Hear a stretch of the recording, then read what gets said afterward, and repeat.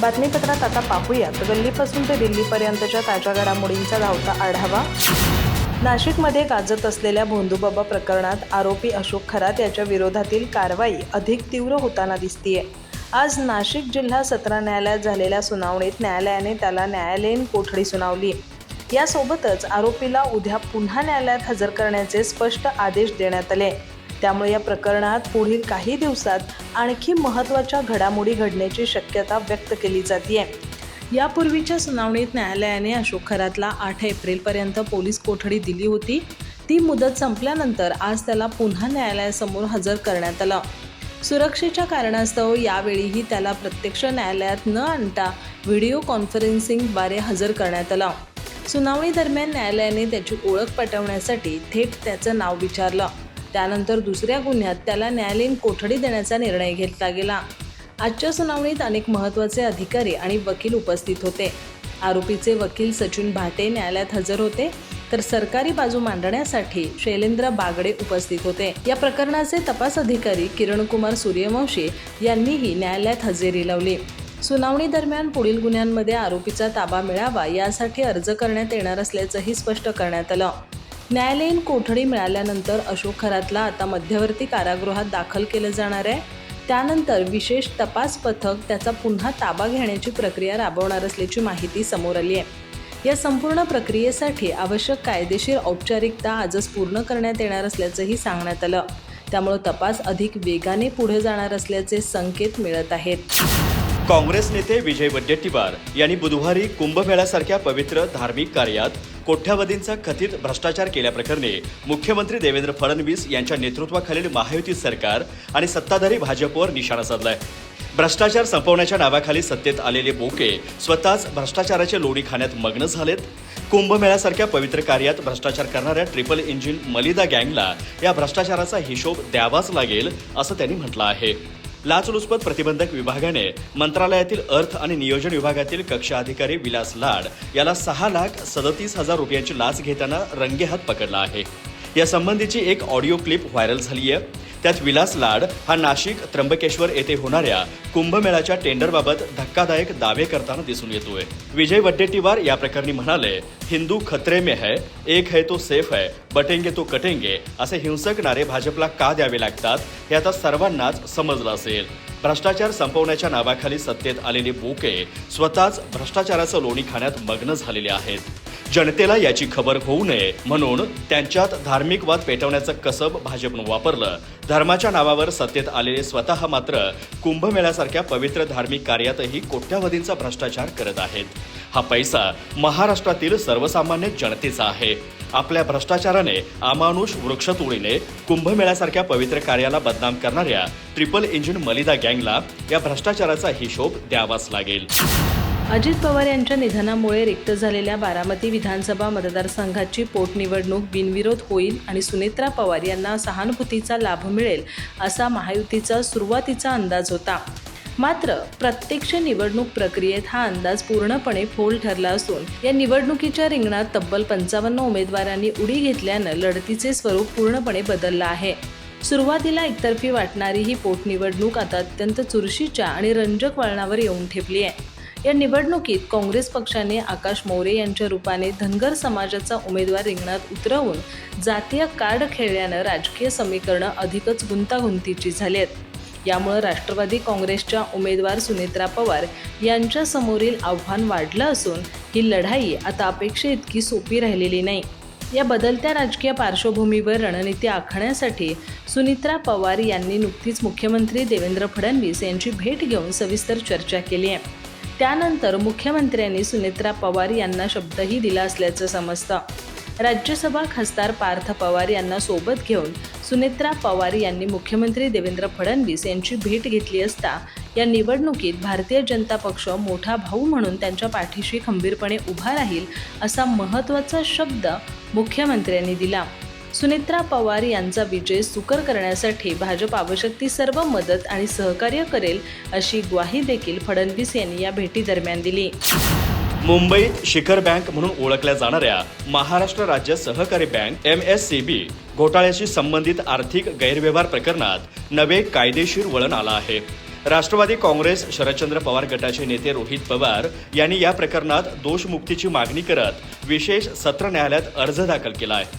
मात्र या अर्जावर केवळ तांत्रिक मुद्द्यांवर नव्हे तर प्रकरणाच्या गुणवत्तेच्या आधारे निर्णय घ्यावा अशी स्पष्ट मागणी सक्तवसुली संचालनालयाने ईडीने न्यायालयासमोर केली आहे. या प्रकरणाची पार्श्वभूमी अशी की मुंबई पोलिसांच्या आर्थिक गुन्हे शाखेने दाखल केलेल्या मूळ गुन्ह्याचा तपास बंद करण्यात आला आहे.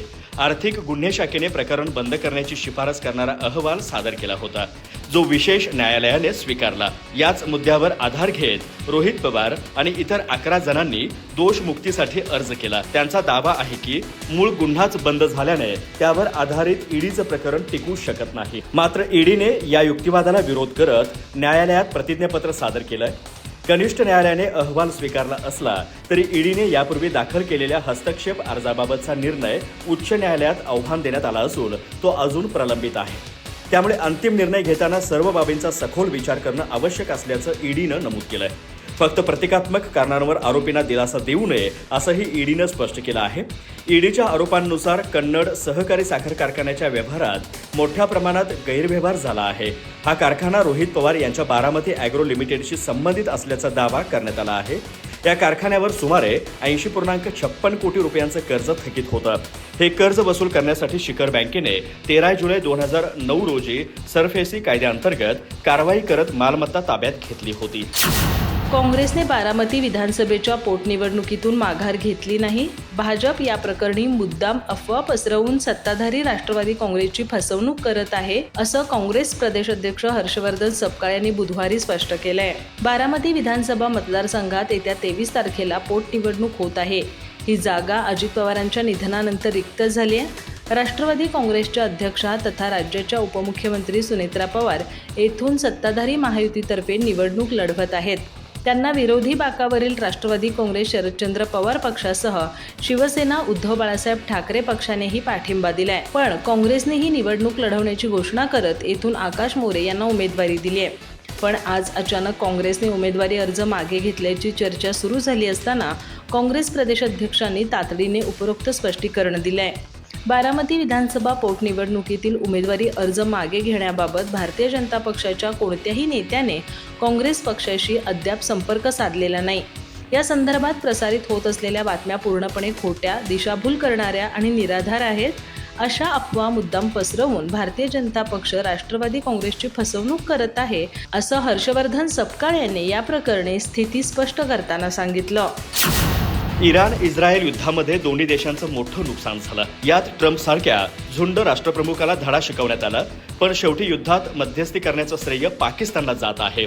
चीन तर मोठा देश आहे, पण पाकिस्तानला श्रेय मिळाल्याने तो देश जगाच्या नकाशावर पुन्हा एकदा आला आहे, असं उबाटाचे खासदार संजय राऊत यांनी म्हटलं आहे.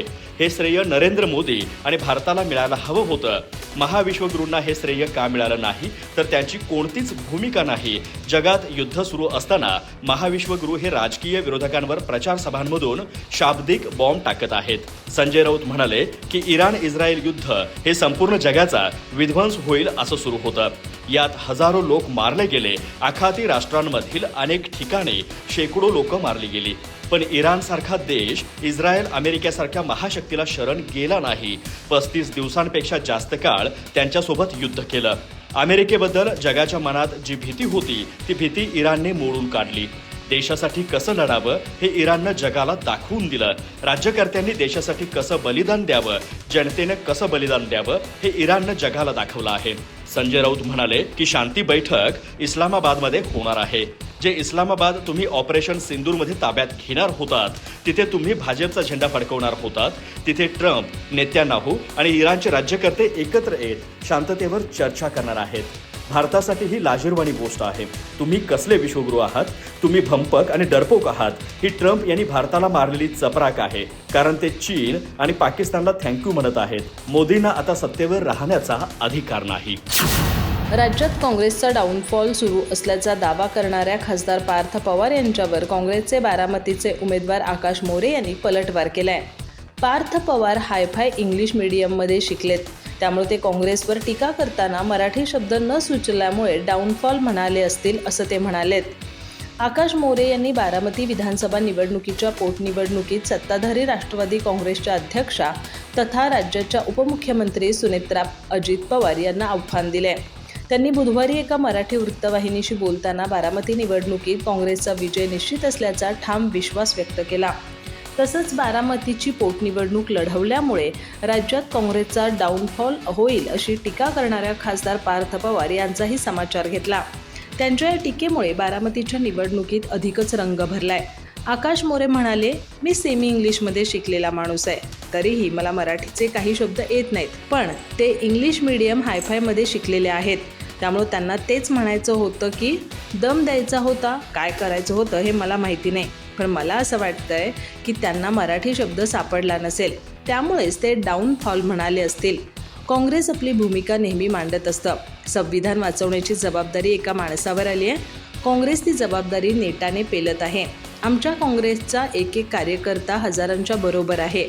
आमच्याकडे पैशांची बँकिंग नाही की कसली पॉवरही नाही. पंतप्रधान नरेंद्र मोदी यांना सत्तेत राहण्याचा अधिकार आहे का नाही हे सांगण्याचा अधिकार राऊतांना नाही. तुम्ही राज्यसभेवर कसे निवडून आलात? तुमच्याकडे केवळ 20 आमदार आहेत. तुमचे उमेदवार निवडून येतात का हे बघा. पंतप्रधान नरेंद्र मोदी यांना जनता निवडून देत आहे असं भाजप प्रवक्ते नवनाथ बन यांनी म्हटलं आहे. तुम्ही उद्धव ठाकरे आणि आदित्य ठाकरे यांना घरातून बाहेर निघण्याचा सल्ला द्या. राऊत हे भोंदूबाबा राऊत आहात. नवनाथ बन म्हणाले की भारताची परिस्थिती उंदरासारखी झालेली नाही, तर राऊतांची परिस्थिती सापासारखी झाली आहे. साप जसं आपलंच दूध पितो आणि फणावर काढून बसतो, तसेच देशाचे मीठ खात देशविरोधात फणा काढण्याचं काम संजय राऊत करत आहेत.